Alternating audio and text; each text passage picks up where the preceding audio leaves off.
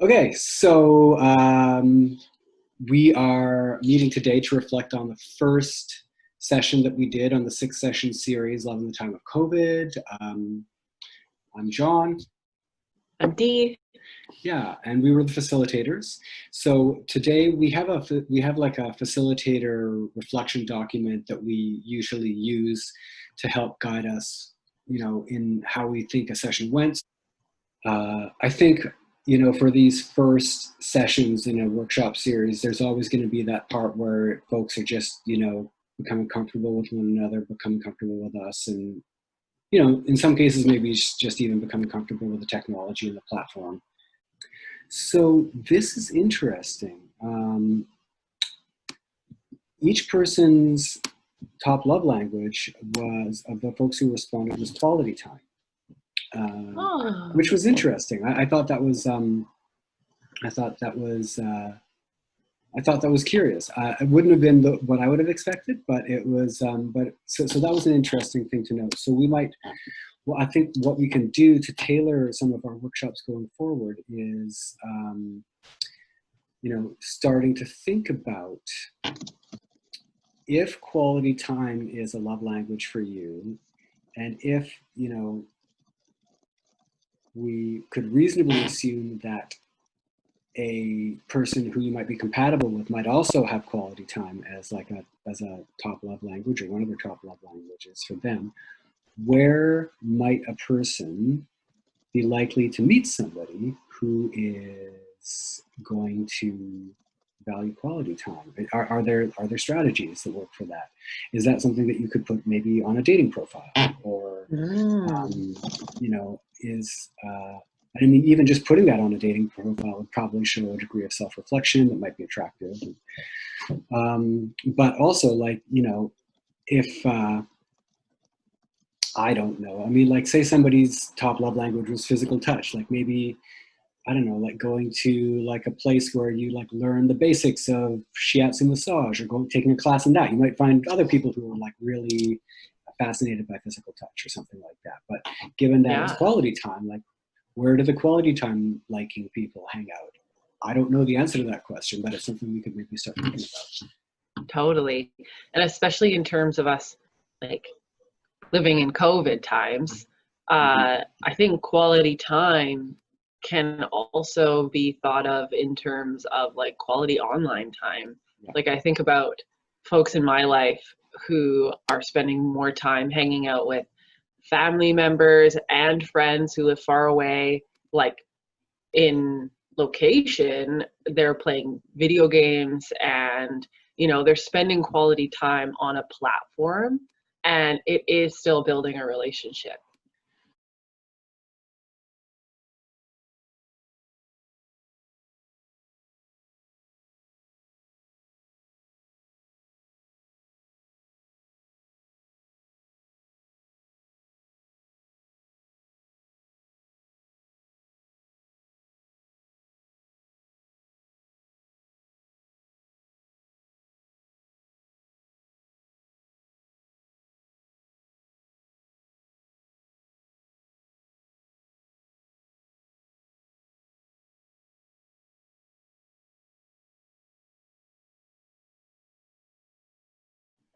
Yeah, it's so interesting. I mean, the self-reflection piece, like things about, like, why they were here, what they hope to gain or achieve.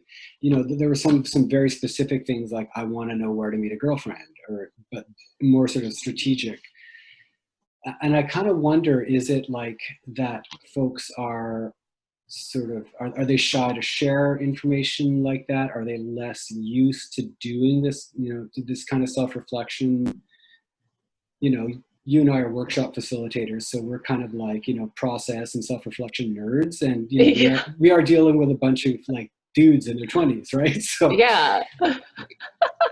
And so, yeah, it may just be that there's not like a lot of cultural support for doing this kind of stuff and being vulnerable this way. Yeah, and this could be the first time that they ever walk into a situation where someone's asking them to self-reflect to this degree to better their lives or change their lives. And it takes a lot of effort, like mental effort.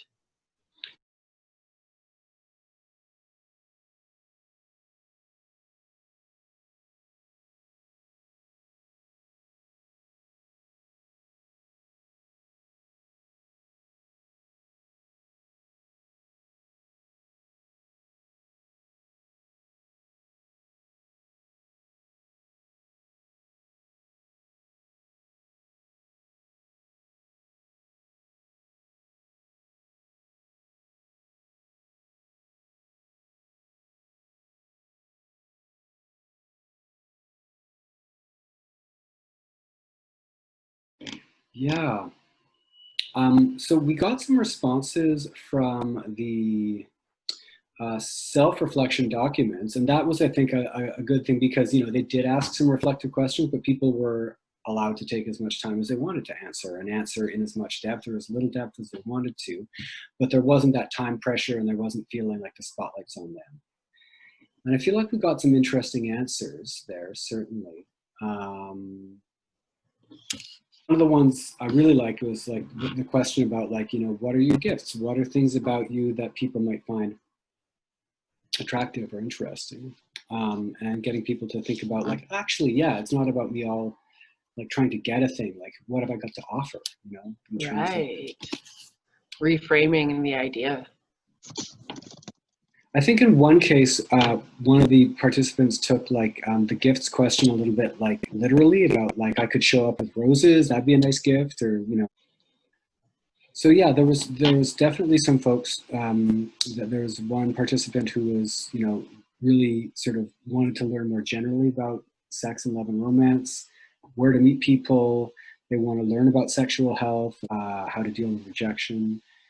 Um, but let's see. And yeah, definitely folks reflecting vulnerably on like where their growth edge is, you know, about where they would like to, where they feel like, you know, they might want to make sure that they're giving themselves some extra support or extra attention to. It's an interesting question. That I remember one of the things that somebody said in this document was that they were interested in meeting people who they thought were worth dating, which I thought was an interest, not just like I want to meet somebody to date, but I want to meet somebody I think is worth dating, right? Which is, again, it's an interesting piece. I know that it reminds me sort of when we did that first workshop series. There was somebody who was kind of expressing frustration or a bit of cynicism around the whole process of dating because, like, I just can't find anyone who's at all interested in the stuff I'm interested in, you know? Right. Like, and I'm, you know, I don't want to waste my time pretending to be interested in stuff that I think is boring. And like, so I'm just not going to find somebody because no one's interested in what I'm interested in. So it kind of, I wonder if there's a little bit of that in this, not so much like the cynicism, but like, not just like, can I find anyone to date, but you know, can I find someone who's going to be really compatible? You know? Yeah, absolutely. Yeah, it's not like as long as they exist, it's good enough. Like we have to have things in common and have a real connection surrounding that. Because I remember taking that like statement and working from it and thinking about like, okay, well, if you want to meet somebody with the same interests as you, where would you go? Because that's going to be different for everybody. Yeah. Yeah. Yeah. A lot of the academic literature on friendship development is a little bit counterintuitive. Like, people often say that having the same interests is a real important thing in terms of friendships, but what they find is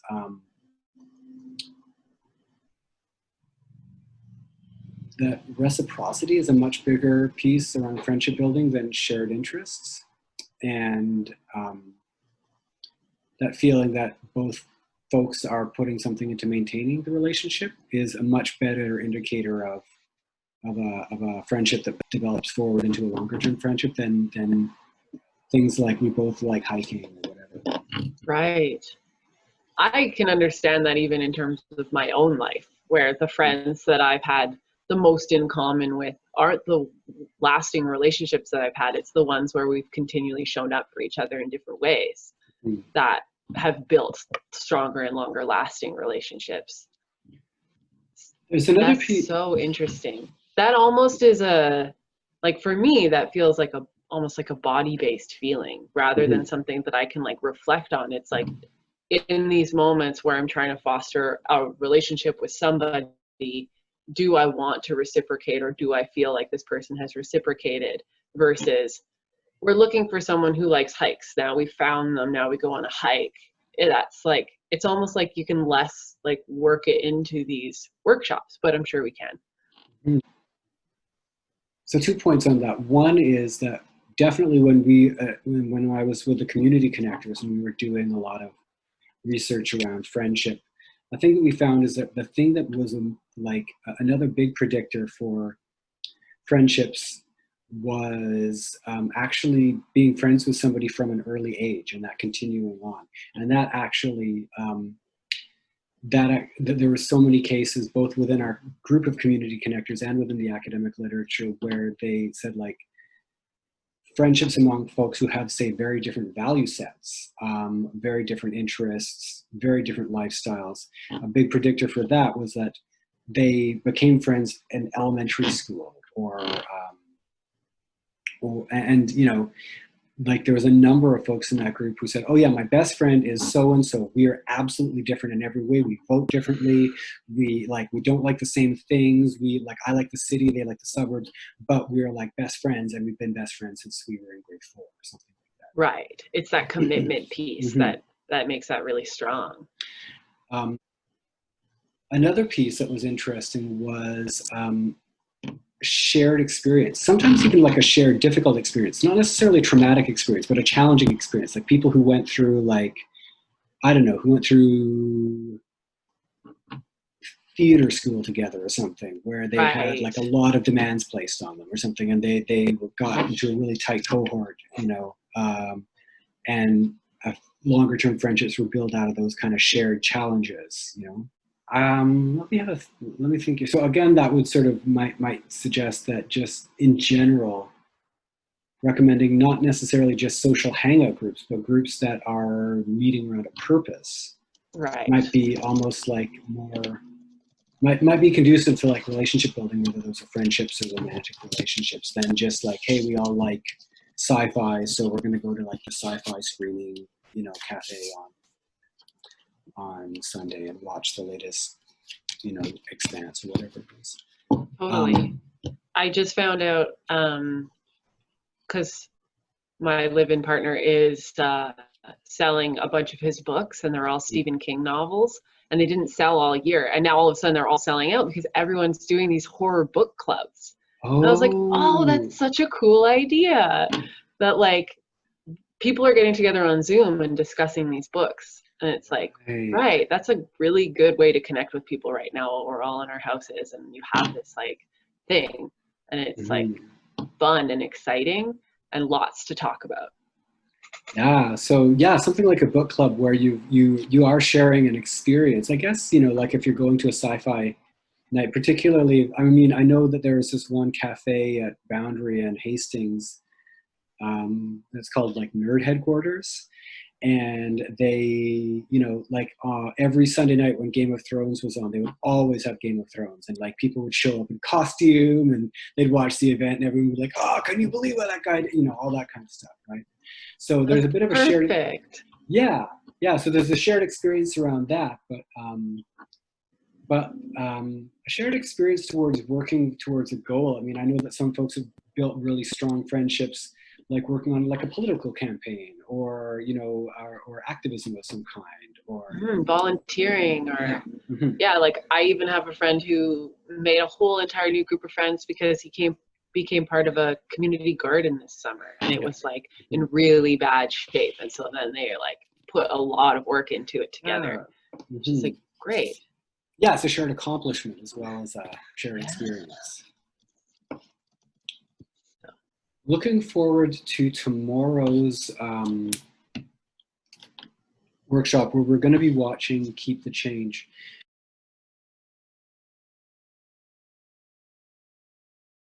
There's a scene in that where the scene is he's met somebody online and he's going on a first date out in that park patio, remember?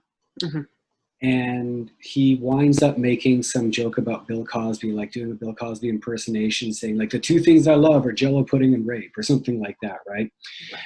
And she says, oh, you just got to go to the bathroom, and she like bolts and she leaves. Yeah. And it got me thinking about a couple of things. One of the things that got me thinking about was what Dan Savage talks about in terms of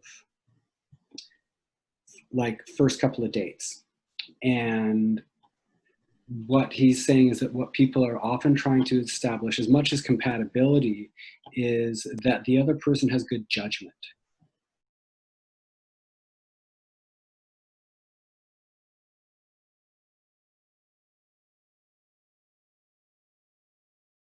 right? And I think in some ways, good judgment might be like knowing, I mean, you know, in some cases, good judgment might be like, okay, I'm not going to drive my car at 100 miles an hour while we drive somewhere. But I think good judgment also sometimes translates as like knowing social norms around like what's a smart thing to talk about. And because it's not even so much that like the joke was a bad joke, but you might be on a date with somebody who like likes off-color jokes or who likes, you know, jokes that are in bad taste. And so that might not be a thing. But the fact that you're pulling it out on a first date when you don't know the other person very well and dropping a joke like that shows not very good judgment. And Mm-hmm. I think like when you're I mean for me it could be very easy to take away the lesson like, oh, you mustn't ever talk about this kind of thing because that will make people not want to be with you, because that's not necessarily the case, but it's more like another Every thing Dan. person's going to have a different view and comfort level and tolerance of every subject. Mhm. And But in general, I think when people are looking at those red flags on early dates, the big red flags are like, this person did a thing that showed like not really good judgment, you know? right. And you know, making that kind of joke on a very early date is just not really good judgment, you know, because Mm-hmm. it's and I think there's another thing that Dan talks about a fair bit where it's like, you know, if you're going to start considering being in a romantic relationship with somebody or being intimate with somebody, one of the primary things that's going to be guiding your decision making around that is, does this person like, is like trust, you know, can I trust this person? Am I going to be safe with this person? Right. And again, like early dates are in many ways about kind of establishing yourself as like, I'm a person who's trustworthy. I'm a person who you would be safe to take a risk with, or to be, Mm-hmm. you know. And in Um, terms of that scene, mhm. right off the bat, telling a joke about sexual assault doesn't build trust No, between two strangers at exactly. all. Yeah. That's right. And again, even like if this was a person who had a really off the wall sense of humor and thought that kind of joke might be funny, just the fact that the person is telling that joke when they don't know you On day one. on day Yeah. one is like, Mm-hmm. is the issue as much as the content of the joke itself. It also reminds me, in one of our previous series, we talked about not jumping into, I can't remember how you phrased it, but like not jumping into like date 55 right off the bat, where you're, Right. you know, you sit down with someone for a coffee for the first time and say like, so what were your most like traumatizing moments of your childhood? Yeah. Mm-hmm. Right. And building to you might be able to have those conversations at some point as you get to know this person if they wanted to share that, but not on a first date. Mm-hmm. Yeah, and there's something again about this reciprocity bit, like, you know, starting out with the little invitations, like the mini invitation, like, hey, want to help me grab the coffee for the gang or whatever. It's like it's not a date. It's not, you're not asking someone on a date. You're just asking like, hey, want to come down the hall with me to the cafe and like grab the things and bring them back. Yeah. And seeing if that's, you know, if, you know, and if, you know, so that can be a mini invitation. If the person accepts, great. And then like maybe next time you wait and see, like, did they, like, when it's their turn to go get coffee, do they say like, hey, do you want to come with me and help me carry the coffee? Has that been reciprocated? And if it has, then maybe like the next reciprocal thing is just a tiny bit more. It doesn't go from that to like, will you marry me? It might go from that to like, hey, like, you want to grab a coffee after class today and just like hang out for a bit or something, you know? And Totally. in that same way, that bit about the reciprocity in terms of like building a friendship, the reciprocity around building intimacy by sharing, you know, maybe more intimate information about yourself. Yeah, like you say, at some point you could get to that, you know, like, tell me about like stuff in childhood that was hard or whatever. It's not so much that, it's just that like, it's kind of like a bit of like that ping pong, right? You know, where, you know, you see, is the person willing to share maybe slightly intimate details? Do they then follow it up by asking you about like slightly more intimate details? And just sort of, so it's reciprocity, but it's that reciprocity that builds very slowly and taking like, yeah, all of a sudden showing up with like a huge gift, like, here, I bought you a Rolls Royce, or like, or whatever it is, you know, like the thing that's weird about that is like, wow, this was totally not like that wasn't reciprocal in terms of like, the slow build. It's gone from like 2 to like 170 and like, Totally. yeah. Totally. Yeah. Yeah. And like maybe roses might be a lot for a first date, but they might be an appropriate gift for like a 10th date. Totally. Yeah. Yeah. Mm-hmm. And maybe a tea would be a good gift for a first date if we're talking about gift giving as being somebody's primary love language and they really wanted to bring somebody something on the first date. Yeah. It might be something like that, like a coffee. Yeah. I can't remember. I think this falls more in the second half of the movie, but just the fact that you've said folks in their reflection documents have talked about wanting to discuss like sex and dating. There is that scene where they are like physically intimate with each other, Mm-hmm. but I think we should save that for like, in a few sessions from now when we kind of know each other a little bit more. Yeah. And Sure. even talking about like, this is coming in the second half of the movie because these folks know each other really well at this point, right? And they've built that trust. And it's not like they went to the Brooklyn Bridge and then they went back to somebody's house. It was like quite a few weeks of dating at that point. Yeah. It's interesting when you talk about how she just kind of up and says like, I want to keep hanging around with you because I think you're super hot. There's an interesting piece about that where like, I wonder, does it make sense to bring gender dynamics into that conversation? Because that could have landed very differently if he had said to her, like, I want to keep hanging out with you because I think you're super hot. Because there's always, that there's that fear of like, what's going to happen if I say like, no, I don't feel the same way about you.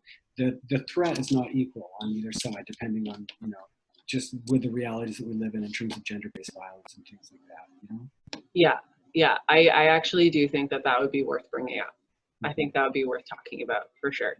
Because in my life, if those two situations happened, I would potentially be a little bit thrown off by somebody being that upfront with me, but I would be very likely to say that to somebody as a femme presenting person. So there is a difference, like just naturally.